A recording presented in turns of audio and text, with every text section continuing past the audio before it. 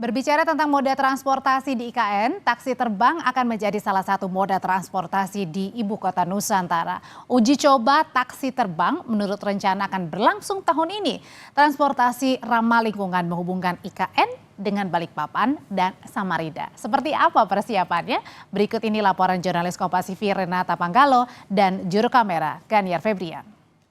Saudara, sekarang saya sudah berada di Rumah Teknologi Nusantara di Kecamatan Sepaku, Nusantara, Kalimantan Timur.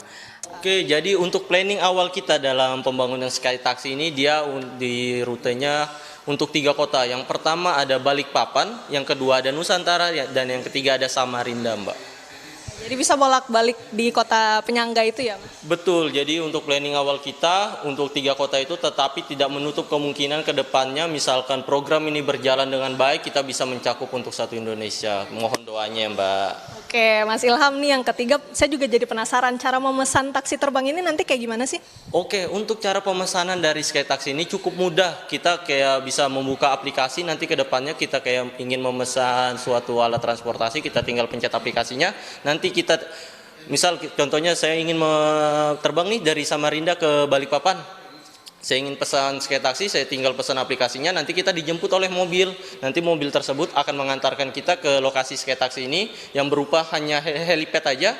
Kemudian dari helipad itu kita akan diantarkan ke kota tujuan kita, kemudian kita akan diantarkan lagi menggunakan mobil ke tempat tujuan kita seperti itu. Jadi sangat efisien dalam penggunaannya, Mbak. Oke, Mas Ilham, pertanyaan terakhir. Ini kan juga sangat ditunggu-tunggu oleh masyarakat ya. Kira-kira kapan nih uji cobanya akan dilakukan? Oke, ini banyak sekali nih yang menanti kapan sih Sky Taxi bakal diuji coba. Oke, ini pertanyaan yang sangat menarik. Jadi saya bisa bilang untuk uji coba Sky Taxi ini untuk planning kita akan dilakukan akhir Juli ini, tahun 2024, Mbak. Kita tunggu nanti realisasinya seperti apa, Mas Ilham. Terima kasih, selamat siang.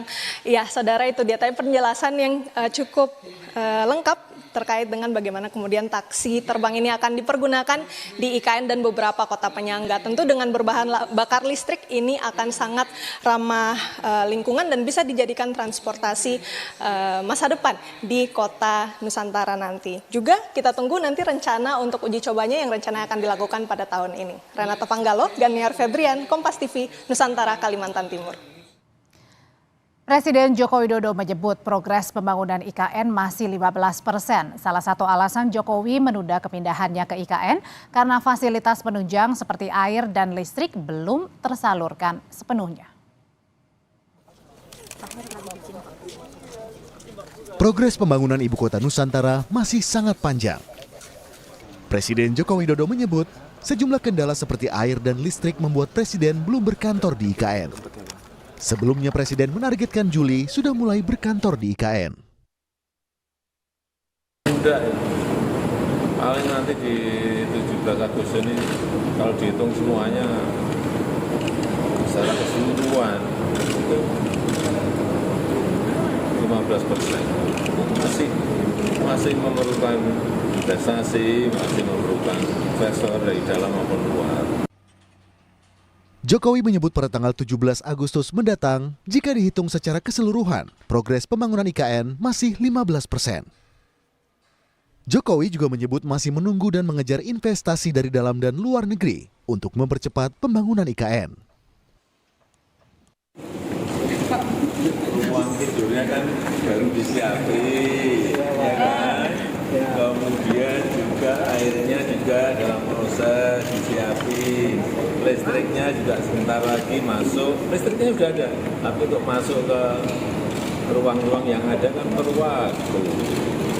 Dia melihat itu tadi kesiapan itu, kalau itu siap. Kemarin memang targetnya kan Juli, tetapi coba lihat IKN minggunya, tiap hari hujan terus banget. Sebelumnya, Menteri Investasi dan Kepala Badan Koordinasi Penanaman Modal Bahlil Lahadalia mengeklaim infrastruktur klaster pertama di IKN hampir rampung. Menurut Bahlil, investor asing akan masuk saat pembangunan IKN klaster kedua.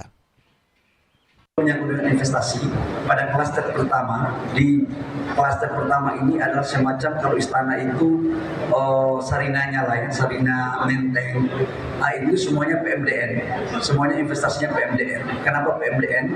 Karena kita pikir bahwa ini klaster yang sangat inti. Nanti klaster keduanya baru ada investasi ASI, PMA-nya.